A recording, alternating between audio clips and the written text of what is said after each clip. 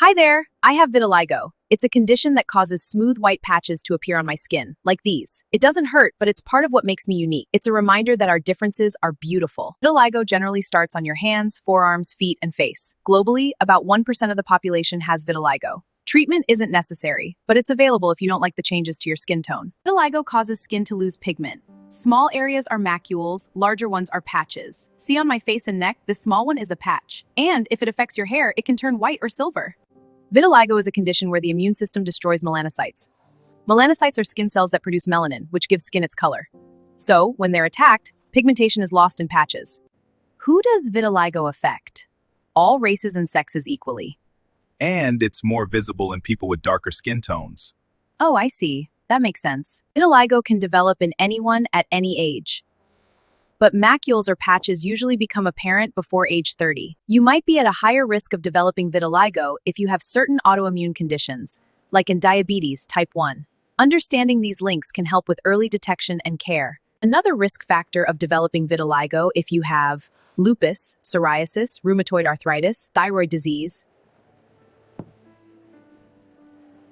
Vitiligo usually starts with a few small white patches that can spread.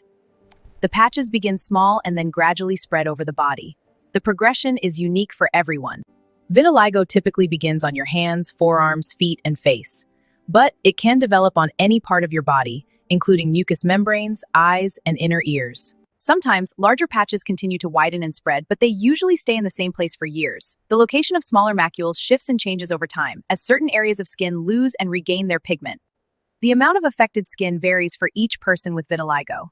Some people experience a few depigmented areas, like these. While others have a widespread loss of skin color. Hi, let's talk about vitiligo. There are different types of vitiligo. It affects just one side of the body or one area. Next is mucosal vitiligo. This affects the mucous membranes in your mouth or genitals. Hi, I have vitiligo. See these white patches? Oh, interesting. How does it work? I have focal vitiligo. It stays in a small area. And the other type? Trichome vitiligo forms a bullseye pattern.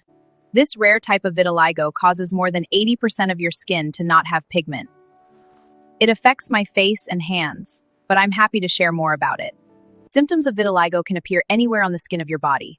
The most common places to have symptoms include your hands, feet, and arms. You can also see it on your face, and in your mouth, nose, and on genitals. What causes vitiligo? A lack of pigment in your skin, melanin, causes it. The reason why this happens is unknown. It's an autoimmune condition. Your immune system mistakes healthy cells as foreign invaders. Genetic changes, like a DNA mutation, can affect your melanocytes. There are over 30 genes that can increase the risk of vitiligo.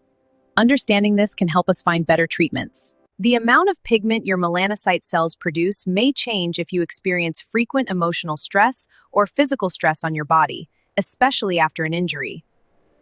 Environmental triggers can affect how your melanocyte cells function, like ultraviolet radiation, shown here interacting with a skin cell, and toxic chemical exposure can also affect skin pigmentation.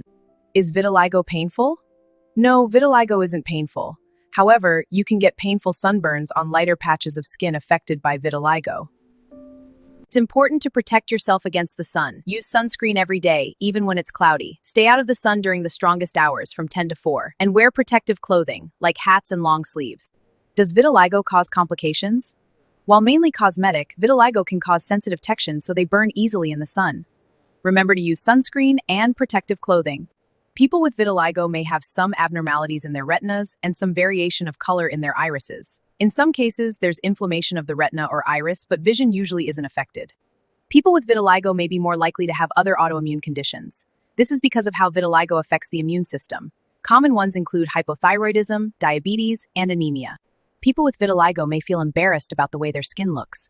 Some develop low self-esteem, causing anxiety or depression. This can make them want to isolate and avoid social situations. There are other conditions that make your skin change or lose pigmentation. One example is chemical leukoderma, caused by exposure to industrial chemicals. This results in linear or splotchy white areas on the skin. Tinea versicolor. This yeast infection can create dark spots that show on light skin, or light spots that show on darker skin. Albinism is a genetic condition with lower melanin in skin, hair, or eyes. Pityriasis alba starts with red scaly skin, fading to light patches.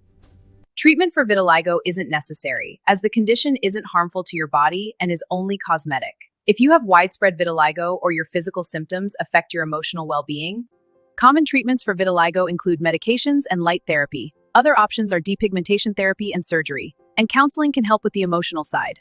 There are many ways to manage it. There isn't a specific medication to stop vitiligo from affecting your skin, but there are certain drugs that can slow the speed of pigmentation loss. They can help melanocytes regrow or bring color back to your skin. So stay happy in your skin. Glow different.